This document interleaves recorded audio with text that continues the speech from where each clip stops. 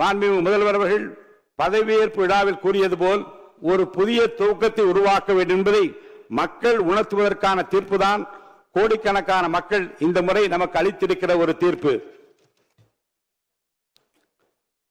லட்சியம் வெற்றி பெற வேண்டுமானால் அந்த லட்சியத்தின் நியாயத்தை விளக்கிவிட்டால் மட்டும் போதாது, அந்த லட்சியத்திற்கு பலத்தையும் சேர்த்தாக வேண்டும்.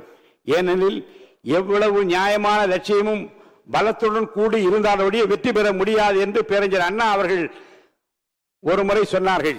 தமிழ்நாட்டில் ஊழலற்ற ஆட்சியை, நேர்மையான ஆட்சியை நிறுவ வேண்டும் என்ற லட்சியத்திற்கான நியாயத்தினை விளக்கி அந்த லட்சியம் பலத்துடன் இருக்கக்கூடியதாக இருக்க வேண்டும் என்பதற்காகவே மக்களோடு கூட்டணி அமைத்து ஆற்றுனா அடக்குமுறைகளையும் சொல்லனா சூழ்ச்சிகளையும் சகிக்க முடியாத சதிகளையும் தாங்கிக் கொள்ள முடியாத துரோகத்தையும் தகர்த்தெறிந்து வெற்றி கொடியை நாட்டி எடுத்த இடுப்பிலேயே அரியாசனத்திலே அழுத்தமாக வலிமையாக கம்பீரமாக அரிமாபோல் வீற்றிருக்கிற வரலாற்று நாயகர் மாண்புமிகு தமிழ்நாடு முதலமைச்சர்